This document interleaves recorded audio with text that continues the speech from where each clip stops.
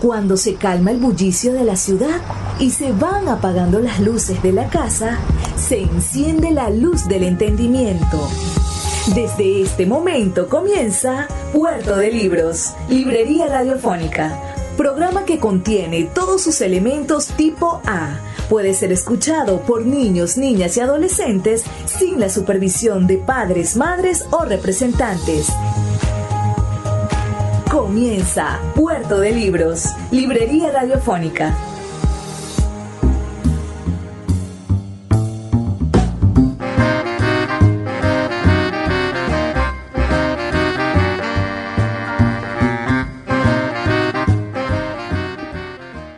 Bienvenidos a Puerto de Libros, librería radiofónica, este espacio que abre las esclusas de la imaginación para que usted entre a bordo de estas embarcaciones mágicas, asombrosas, que llamamos libros. Los barquitos de papel que transportan conocimiento, alegrías, sabiduría, la historia de la humanidad completa, navegando por los ríos que confluyen con los saberes, por estos mares pedregosos donde se encuentran las palabras, y que gracias a la señal de la 88.1 Radio Fe y Alegría nosotros podemos brindarle de lunes a viernes de 9 a 10 de la noche. Les habla Luis Peroso Cervantes y el programa de hoy va a ser un programa muy interesante. Estaremos dedicándolo a la gran poeta mexicana Sor Juana Inés de la Cruz. Pero antes, escuchemos por favor los mensajes que tienen para nosotros nuestros anunciantes, esas buenas personas que hacen que Puerto de Libros, librería radiofónica, llegue a sus hogares de lunes a viernes de 9 a 10 de la noche por la señal de la 88.1 Radio Fe y Alegría de Maracaibo. Sultana del Lago Editores es una empresa zuliana de servicios editoriales. Nuestro catálogo tiene más de 100 títulos de autores nacionales e internacionales. Además, somos la única editorial que presta servicios de impresión bajo demanda en Maracaibo. No necesitas invertir en grandes tirajes. Tus lectores pedirán tu libro, nosotros lo imprimiremos y tú obtendrás regalías. Por ello, también editamos internacionalmente en Amazon y Google Play Books. Conoce más en nuestra nueva página web www.sultanadelago.com o siguiéndonos en Instagram como @sultanadelago. El poeta Luis Peroso Cervantes le acompaña en Puerto de Libros, librería radiofónica, por Radio Fe y Alegría, con todas las voces.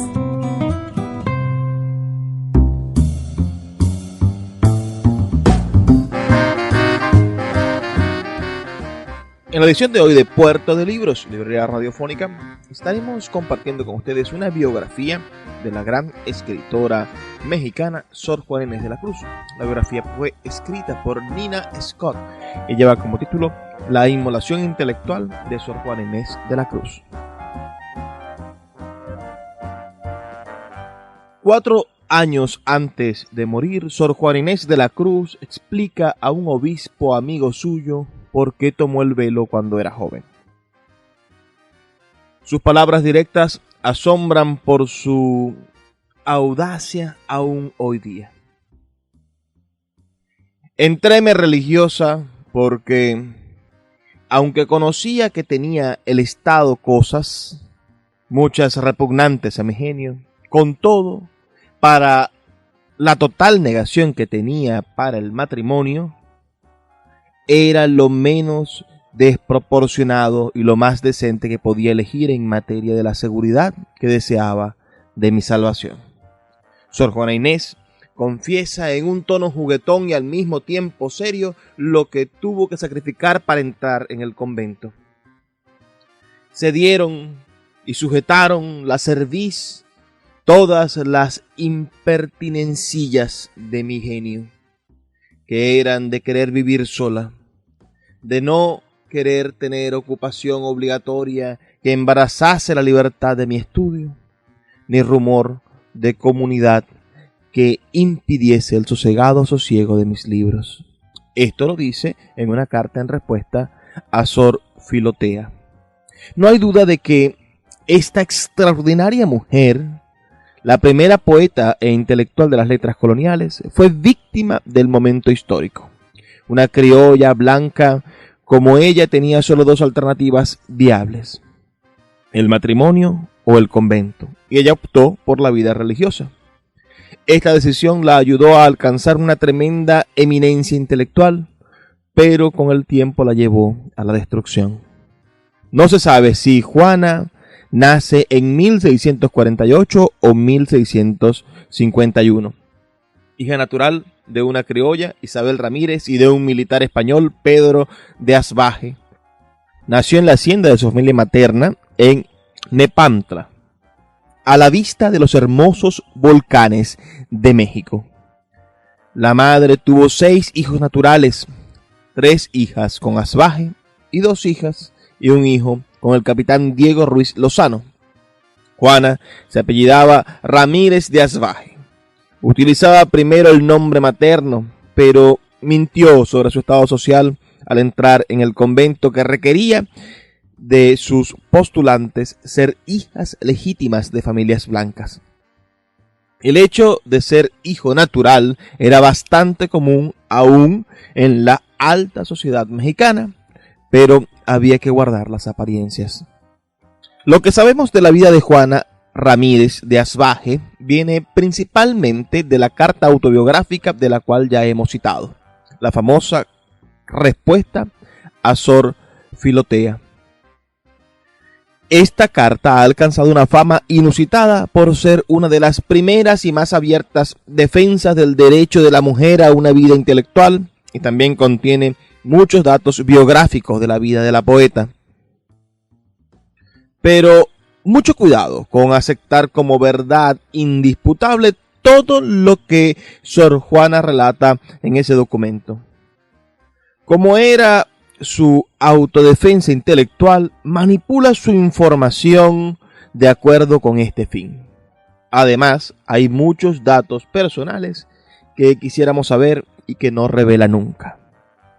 Sor Juana cuenta 2 episodios de su temprana juventud, ejemplos de que su pasión por las letras era tan fuerte que arriesgaba el castigo sin pensarlo 2 veces a fin de poder satisfacer su hambre de saber.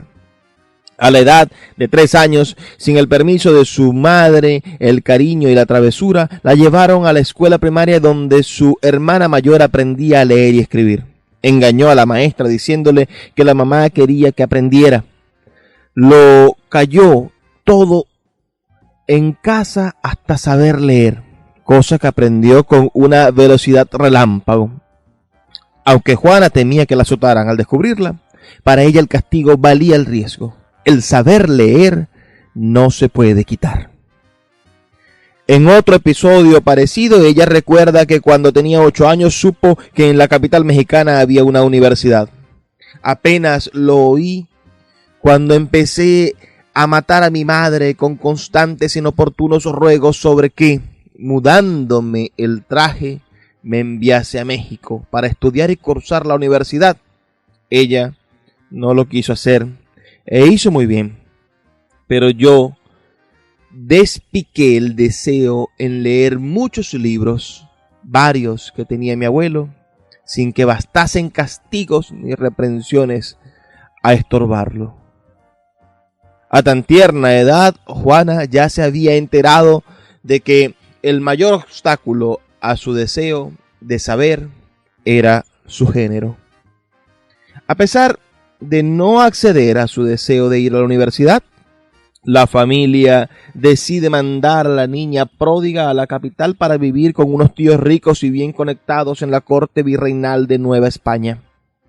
La fama de la joven crece y al cabo de unos años, la ahora adolescente Juana es presentada a los virreyes, quienes se asombran ante su intelecto y su facilidad poética.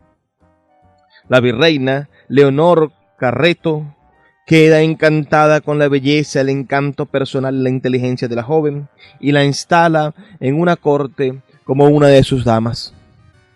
Juana pasa varios años en la corte rodeada de las galanterías y la intriga política de los círculos cortesanos. Aumenta su fama literaria, pero su futuro es más bien incierto debido a su estado social y a la falta de fortuna personal. Hoy día, mucha gente se queda sorprendida por la decisión de la bella y sotificada joven de entrar en un convento, pero dado su momento histórico, esta decisión fue la mejor de sus opciones. Con su falta de dote, ¿qué clase de hombre se casaría con ella? No un hijo de la aristocracia novohispana. Además, Juana sabía de sobra que un marido tenía control absoluto sobre la vida personal de su esposa. Le esperaba un embarazo tras otro y probablemente el veto a sus estudios, amén de un cuarto propio, del silencio y de los ratos libres que añoraba su intelecto. En el convento estaría en una prestigiosa comunidad de mujeres, con todas sus necesidades económicas resueltas, dueña de una espaciosa celda y con la oportunidad de dedicarse a los estudios en sus ratos de ocio. Sin embargo, vacila. Como confiesa en su carta, al desembarazo y quietud que pedía mi estudiosa intención eran repugnantes los ejercicios y compañía de una comunidad.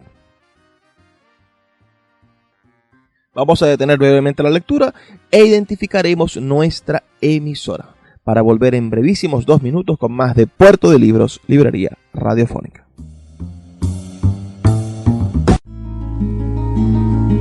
Escuchas Puerto de Libros, Librería Radiofónica, por Radio Fe y Alegría, con todas las voces.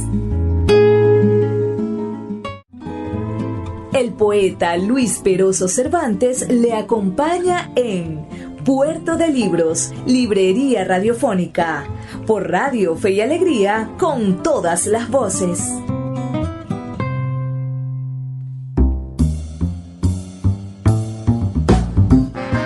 Estamos leyendo una biografía de la poeta Sor Juana Inés de la Cruz, escrita por Nina Scott. La biografía lleva como título La inmolación intelectual de Sor Juana Inés de la Cruz. Está incluido en el libro Las desobedientes mujeres de nuestra América, editada por Panamericana Editorial. Sigamos con esta interesante lectura. Un factor importante en su decisión final era su confesor, el padre Antonio Núñez de Miranda. Poderoso jesuita, admirado por su devoción y su gran intelecto, era también el confesor de los virreyes y, por consiguiente, hombre de mucha influencia en la corte.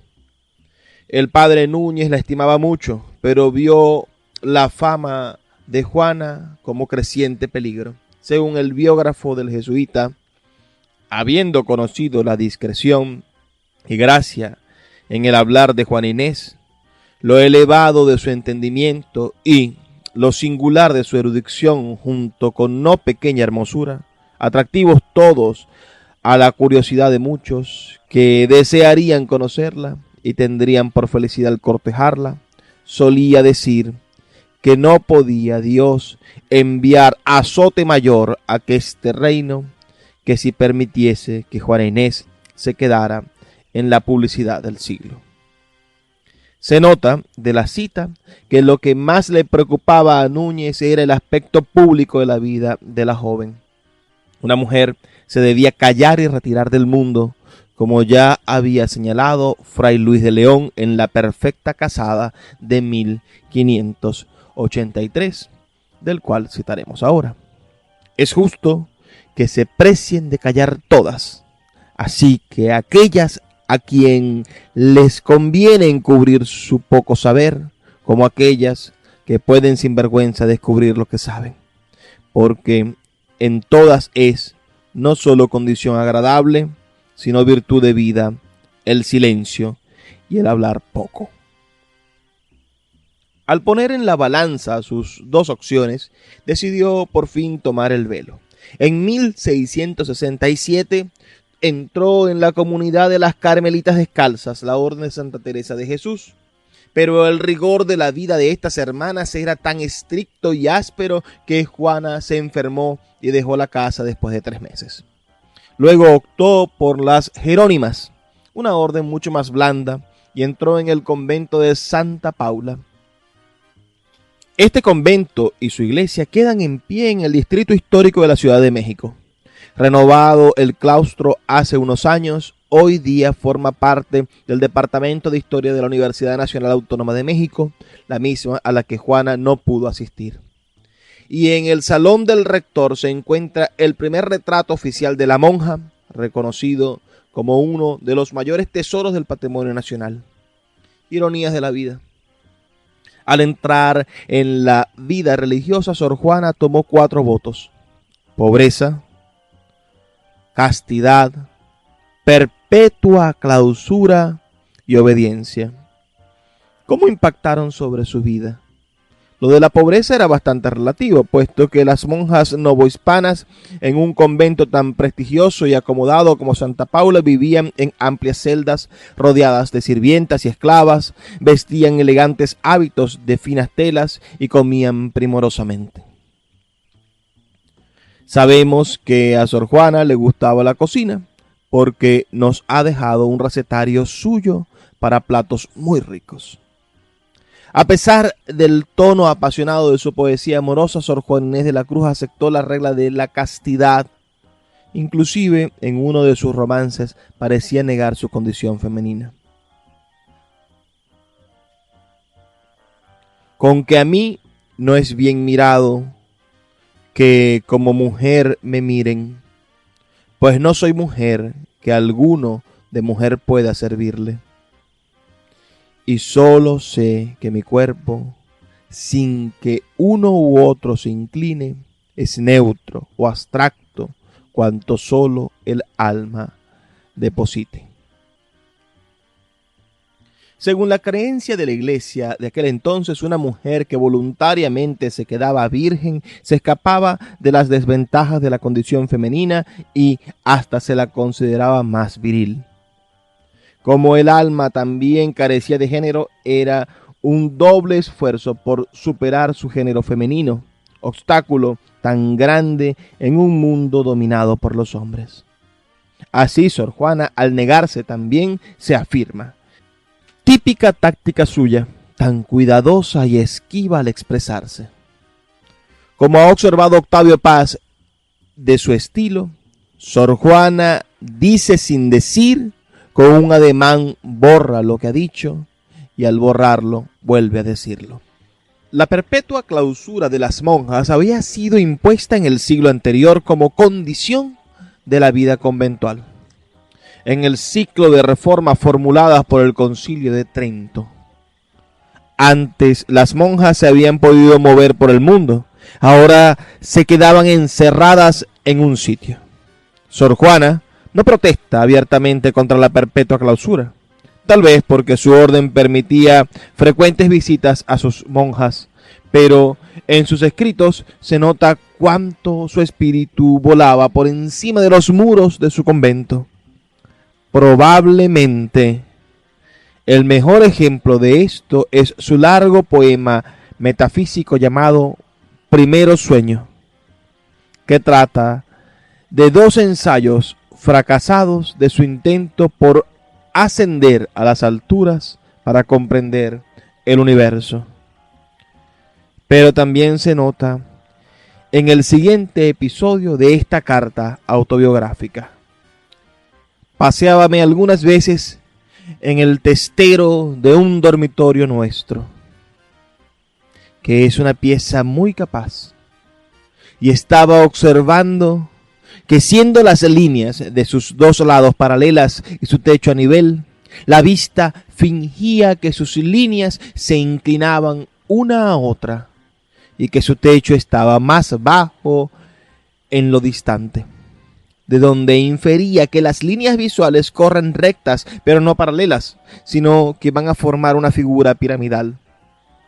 Y discurría si sería esta la razón que obligó a los antiguos a dudar si el mundo era esférico o no, porque, aunque lo parece, podía ser engaño de la vista, demostrando concavidades donde pudiera no haberlas. Aún en sus ratos de ocio, la mente de Sor Juana no paraba. No mira nunca de una manera desinteresada. Analiza, teoriza, abstrae, descubre, por naturaleza, estaba en conflicto con otra regla impuesta por el Concilio de Trento, que la mujer religiosa debiera permanecer en un estado de santa ignorancia. Por eso, el voto de obediencia fue para ella siempre el más difícil, especialmente cuando obedecer equivalía a callar. Como ha observado de ella Georgina Sabat de Rivers, podemos verla ortodoxa y sumisa en casi todo lo demás, mientras no chocara de frente con el derecho que, como ser humano, tenía al desarrollo de su mente.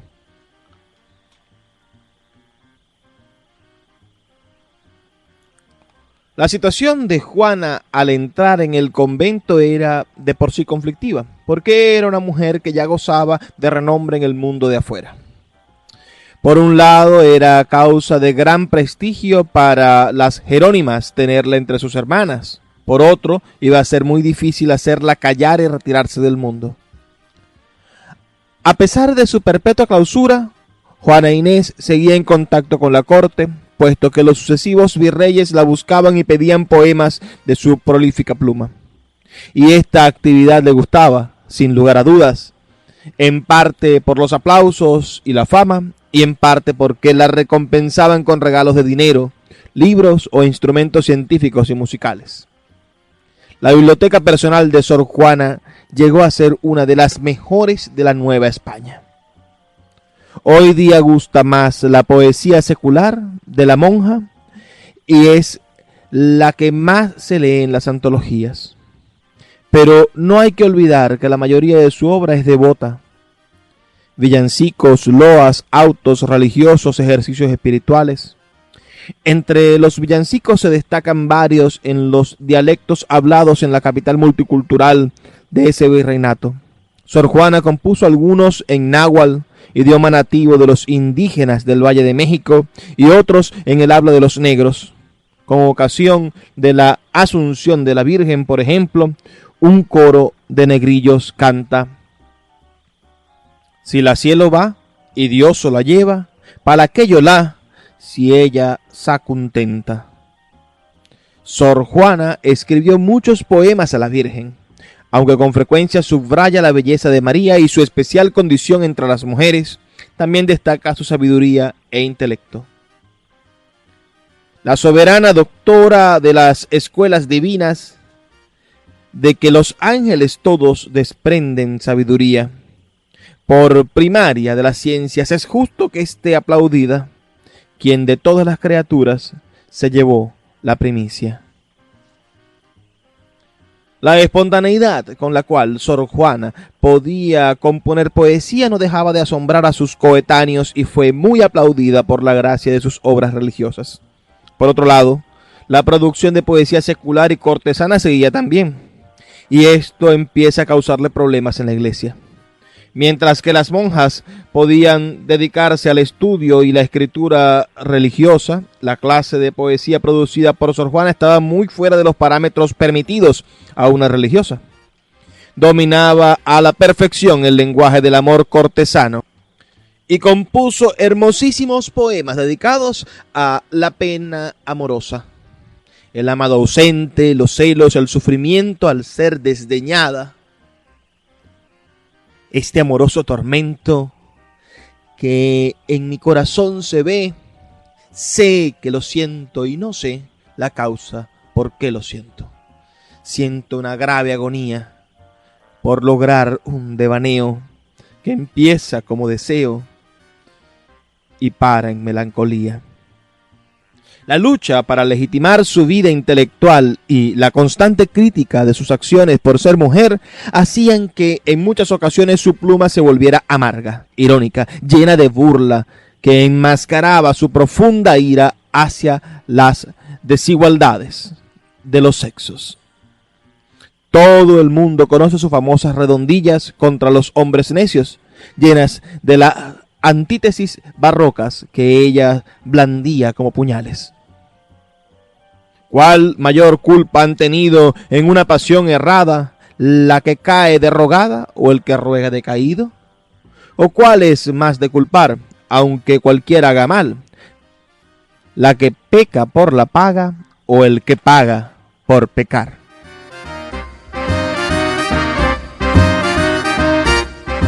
Recuerden que estamos leyendo una biografía de la gran poeta mexicana Sor Juana Inés de la Cruz, escrita por Nina Scott, cuyo título esta biografía tiene La inmolación intelectual de Sor Juana Inés de la Cruz, incluida en el libro Las desobedientes, Mujeres de Nuestra América, editado por Panamérica Editorial. Vamos a hacer una brevísima pausa. Ya volvemos con más de Puerto de Libros, librería radiofónica, por la señal de la 88.1 Radio Fe y Alegría de Maracaibo.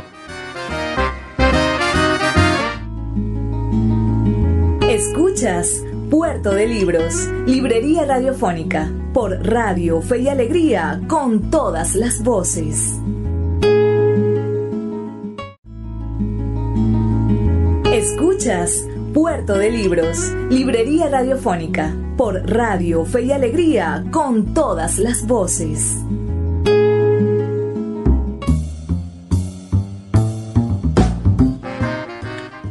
Estamos leyendo la biografía de Sor Juana Inés de la Cruz, escrita por Nina Scott, incluida en el libro Las desobedientes, Mujeres de Nuestra América. Todo esto, bueno, en el sentido más amplio de nuestro programa, ¿no? Intentando homenajear y conocer más a nuestros escritores americanos. Espero que sea de su gusto. Nina Scott es estadounidense, profesora de literatura hispanoamericana en la Universidad de Massachusetts.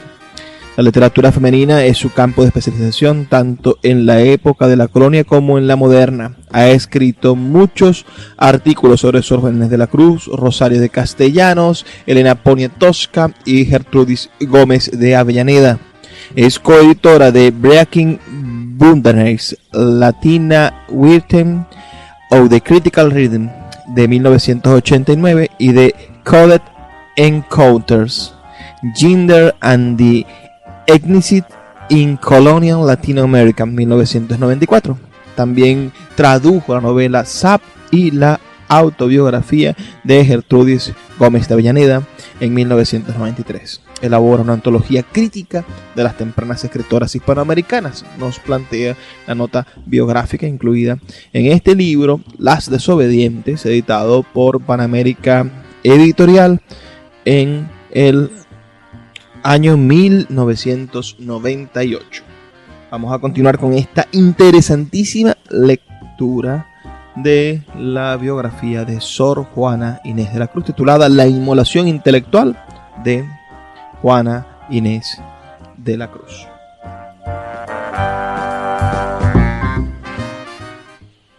Algunos versos de la monja aún lindaban en lo obsceno, como sus sonetos burlescos o esta respuesta a un hombre que había aludido a su ilegitimidad. El no ser padre honrado fuera defecto, a mi ver, si como recibí el ser, se lo hubiera yo dado. Más piadosa fue tu madre, que hizo a muchos sus sedas, para que entre tantos puedas tomar el que más te cuadre. En su continua lucha contra la iglesia, Sor Juana manejaba muy hábilmente sus conexiones con la corte virreinal para crearse un espacio desde el cual podía escribir lo más libremente posible. En su vida eran claves sus amistades con dos virreinas en particular, la ya mencionada Leonor Carreto y María Luisa Manrique de Lara, la esposa del virrey Tomás de la Cerda, marqués de la Laguna. Esta pareja llegó a México en 1680 y los años de su reinado, volvieron a España en 1688, fueron los más productivos y libres de toda la vida de Sor Juana.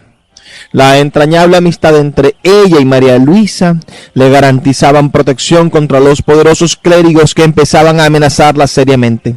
El arzobispo de México, que era tremendamente misógino, sentía un alto grado de irritación contra la monja que atraía tanta atención en el mundo, y el padre Núñez también la había criticado más y más abiertamente. Tan segura estaba Sor Juana Inés del poderoso respaldo de los virreyes que en 1681 lo despidió en una carta descubierta en México 300 años después. El tono es fuerte, agresivo, hasta insolente. Tocarle a vuestra merced mi corrección por alguna razón de obligación, de parentesco, crianza, prelancia o tal cosa. Si es mera caridad, parezca mera caridad y proceda como tal. Que el exasperarme no es buena manera de reducirme, ni yo tengo tan servil naturaleza que haga por amenazas lo que no me persuada la razón. Vuelvo a repetir que mi intención es solo suplicar a vuestra merced que, si no gusta de favorecerme, no se acuerde de mí. Escribió mucho Sor Juana durante estos años protegidos. Se destaca todo un ciclo de poemas dedicados a María Luisa, en los cuales daba rienda suelta a su afecto por su amiga y patrona. Tan apasionados suenan algunos que a veces una puede preguntarse si hubo algo más que amistad entre esas dos mujeres. A ciencia cierta no se sabe nada.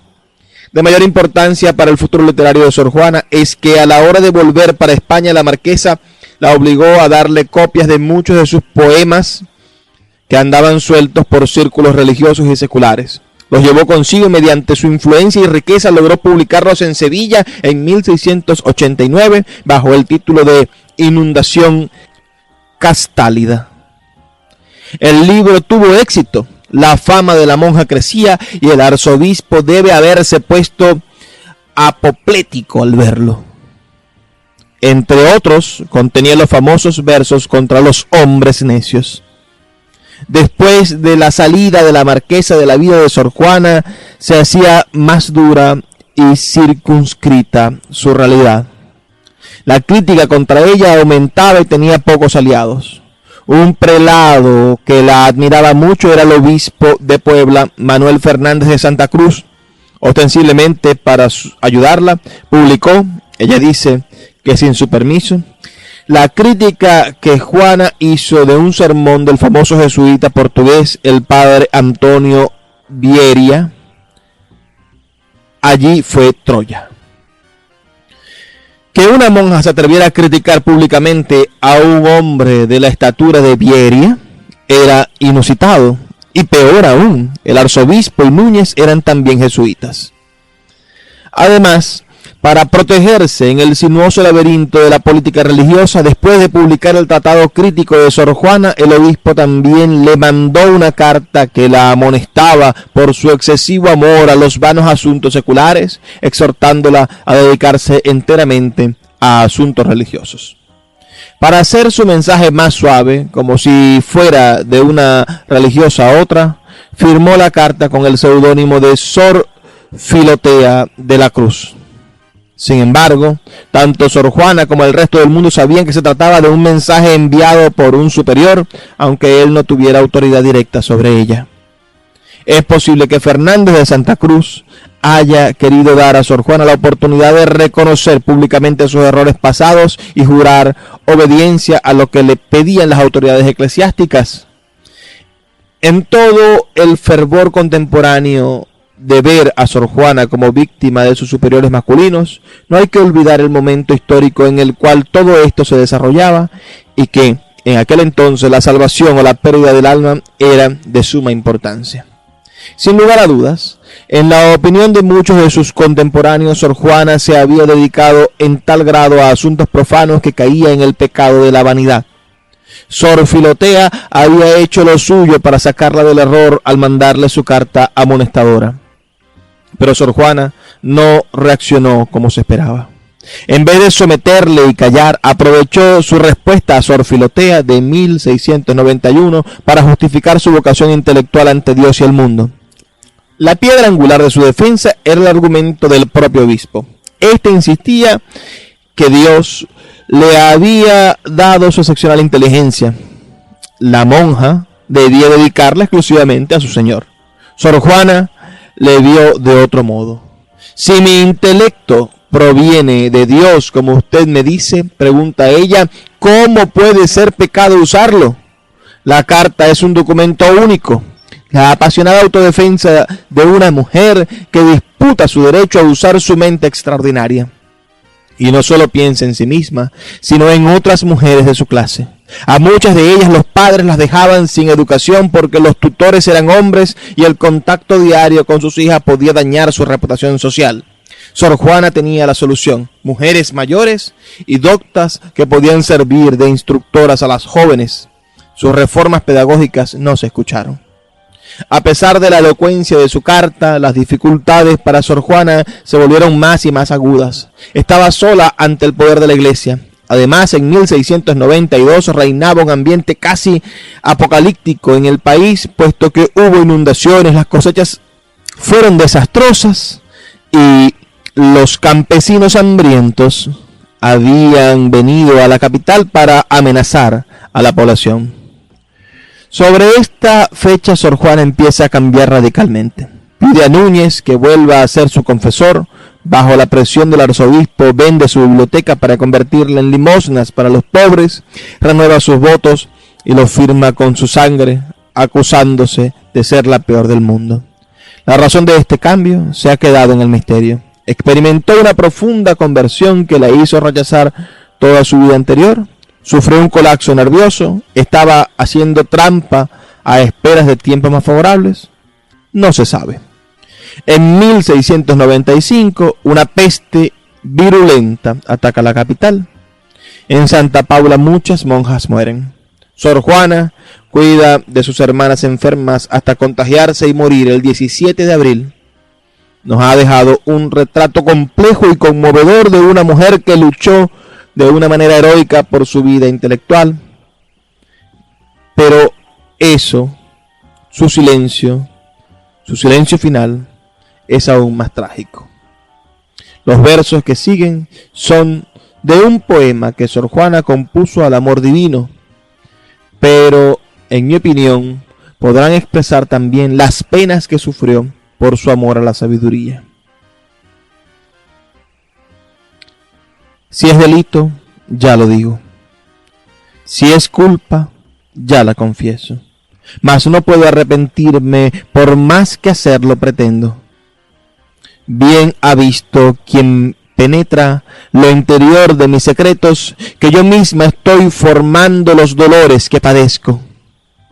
Bien sabe que soy yo misma verdugo de mis deseos, pues muertos entre mis ansias tienen sepulcro en mi pecho.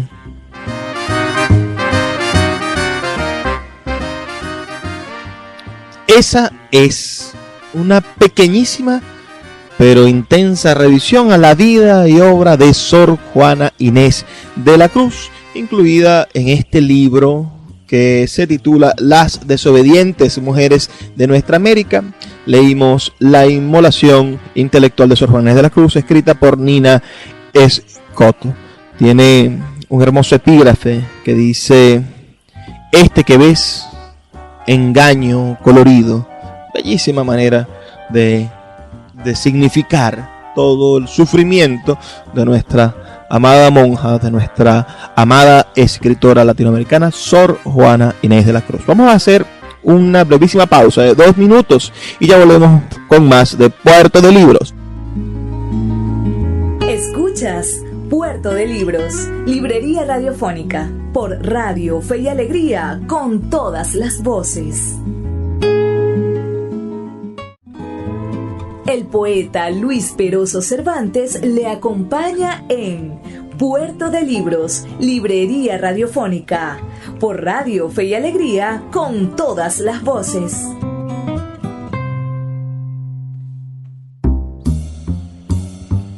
Tuvimos un programa bastante interesante. Nos quedan estos breves minutos, 6-7 minutos, para conversar sobre nuestras ideas, para hacer este espacio que siempre hemos querido llamar ¿Cómo piensa la literatura? ¿Cómo piensa la literatura? ¿Ustedes se preguntan eso? Yo siempre me lo pregunto. ¿Cómo hacemos nosotros para pensar mejor, para pensar con ella? Muchas veces nos encontramos en la literatura una manera de decir que es inexpresable, que es de muchas formas inatrapable. Entonces, ahí está la dificultad de la literatura frente a las otras artes, porque la literatura es objeto artístico, pero al mismo tiempo es pensamiento artístico, al mismo tiempo es reflexión. Entonces, cuando nos presentamos frente a alguien como Sor Juana Inés de la Cruz, no solamente nos encontramos con su obra literaria, con su objeto, con lo tangible literario, sino que nos encontramos también con su idea, con su discurso, con su decir profundo en contra de la sociedad. Un poema no es una simple obra de arte. Un poema también es un manifiesto artístico. Un poema también representa las posibilidades que tiene el autor de decir conscientemente lo que piensa, siente, padece, lo que sufre. Cuando leemos, por ejemplo, el libro del Buen Amor del arcipreste de Hita, nos encontramos con una teoría del decir amoroso. Nos encontramos con una propuesta irreverente en contra del planteamiento eclesiástico del amor, en contra del celibato como modo de vida de los religiosos. Nos encontramos con un hombre que plantea la transformación atómica de las bases fundamentales de la iglesia, y todo esto lo hace con literatura exquisita, con divertimento, con distracción, con historias que nos confrontan con la realidad, pero al mismo tiempo nos entretienen. La literatura le enseñó esto a otras artes. La literatura le enseñó esto al cine, por ejemplo. La literatura es la parte del teatro que hace que esto suceda en el escenario. La literatura le enseñó esto a la retórica. La literatura ha estado desde el principio, ¿no?, formando y transformando el arte para que el arte sea no solamente un objeto de belleza, un objeto estético, sino que también sea un objeto de transformación, de crítica, de revelación, de construcción de nuevos horizontes, de redefinición de nuestra sociedad. Sor Juana Inés de la Cruz es, sin duda alguna, una de las fundamentales piezas de la transformación social feminista mexicana. Pero ustedes me dirán, bueno, qué absurdo, ¿no? Si vivió sometida en el convento, si murió sometida en el convento, si su vida y su muerte no hicieron ningún cambio ni ninguna diferencia significativa en su contexto. Pero al haber elegido la literatura como medio de expresión, al haber utilizado la literatura como herramienta de desahogo y de confrontación social y de definición personal, Sor Juana Inés de la Cruz estaba sentando las bases de una revolución social, mística, cultural, religiosa, etnocéntrica y entrópica, ¿no? Cuando me refiero a estas entropías, esta posibilidad de propagación de un virus, esta capacidad de comunicarnos, ¿no?, y de hacernos viral, de contagiar al otro. Sor Juana Inés de la Cruz y las feministas contemporáneas quizás no tengan mucho que ver.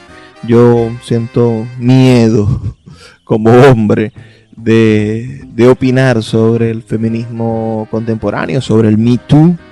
Siento pánico, ¿no?, frente a lo que le suceden a hombres como Plácido Domingo, ¿no?, y las cosas que suceden en la actualidad. Los hombres, desde su permanencia en el poder, en la cima de la sociedad construida por los hombres, han intentado defenderse de sus iguales, de las mujeres. Ha intentado sí, someterlas en la historia. Hay muchísimas evidencias de eso. Y en la actualidad, quienes se quejan del movimiento Me Too, quienes hacen críticas bastante acertadas a los extremismos feministas, estas personas también lo hacen desde un punto de defensa de esa supuesta decencia o código moral o código ético o código de funcionamiento de la tradición. Y bueno, y toda tradición corresponde a una forma, un código de valores defendibles, pero al mismo tiempo corresponde a un código de estructuras de poder, ¿no? O corresponde a la defensa legítima de un poder establecido por el machismo, ¿no? Por la estructura patriarcal y estos esquemas que han venido de cierta manera defenestrando cualquier tipo de iniciativa que propugne la incorporación de las minorías sexuales. Yo veo en la literatura, bueno, una oportunidad de reflexionar profundamente sobre esto.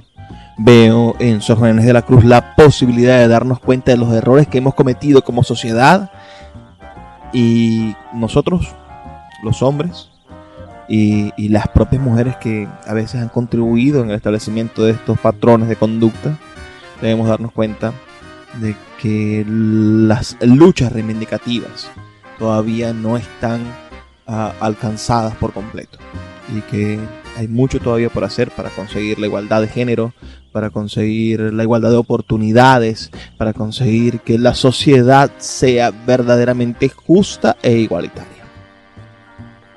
Si les gustó el programa de hoy, si les gustó esta breve lectura que hicimos de la biografía de Sor Juana Inés de la Cruz, bueno, pueden escribirnos al 0424-672-3597, 0424-672-3597, un mensaje de texto, un WhatsApp, y por allí vamos a entrar en contacto, vamos a estar ya familiarizados, vamos a empezar a ser amigos, vamos a ser migas y hacer más estrecho este canal que nos separa, y que al mismo tiempo nos une, el canal comunicacional de Radio Fe y Alegría de Maracaibo. Les voy a dejar ahora con los mensajes de nuestros anunciantes, esas personas maravillosas que hacen posible que Puerto de Libros, librería radiofónica, llegue a sus hogares de lunes a viernes, de 9 a 10 de la noche, por esta señal de Radio Fe y Alegría.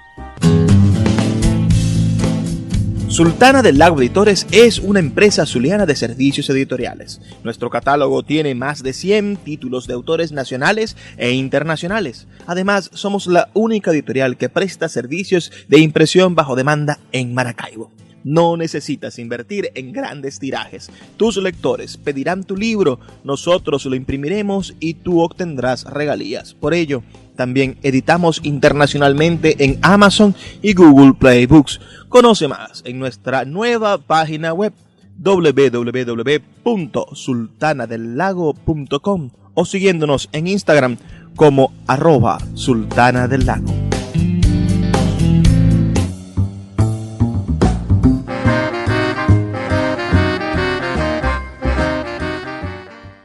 Ha sido un verdadero placer trabajar para ustedes. Les habla Luis Peroso Cervantes, quien los acompaña de lunes a viernes de 9 a 10 de la noche por esta señal de la 88.1 Radio Fe y Alegría de Maracaibo.